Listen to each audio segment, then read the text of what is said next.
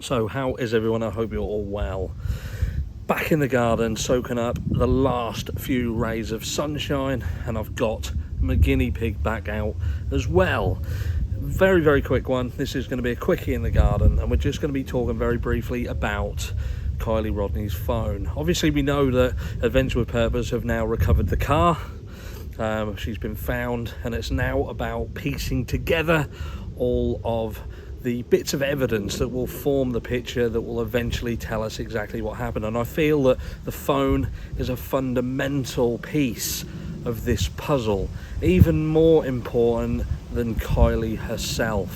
This will say what calls she made, what texts were made, the communication, and when those communications happened, whether the phone contains anything that would show what was going on up to when this tragedy happened. But we know the phone is more than likely in the lake. So, is the phone any good?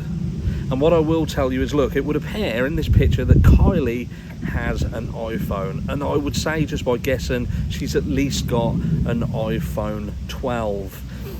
Possibly an iPhone 11, but I would say an iPhone 12. She may have got a newer model, since after that obviously the iPhone 13 came out, but in this picture that was uploaded to Instagram by Kate, this clearly shows that she has an iPhone in a case, and it appears to be an iPhone 12. Now, these have an IP68 rating in terms of their water resistance, which means that they can indeed go in water up to a depth of several meters for a period of around 30 minutes. But does that mean that the phone is then dead? No, it doesn't. It means that that's when it's likely to shut itself down due to water ingress, perhaps temperature, many things that can shut the phone down. But it doesn't mean that the phone cannot come back to life. There is a channel called Aquatic Monkey, I believe, who they go around, they do dives and they find stuff, and recently they showed that they had found an iPhone 11. It had potentially been in water for around 6 months.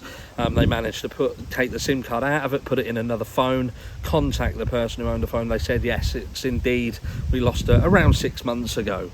But the phone was pretty much unscathed. It had damage to the microphone. These are things that are obviously going to be affected by water ingress, but the actual phone's functionality and the ability to get into its memory, etc., they were absolutely fine. It was just the call functionality in terms of speaker, microphone, they were damaged by the water.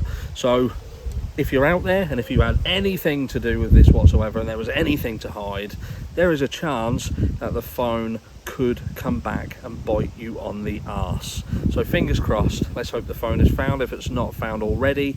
I don't know why we haven't seen people back out in the water if it hasn't been found, so I can only guess that it was potentially found in the car because of the importance of the phone. Time will tell over the next few days. Take care. I will see you all in the next one.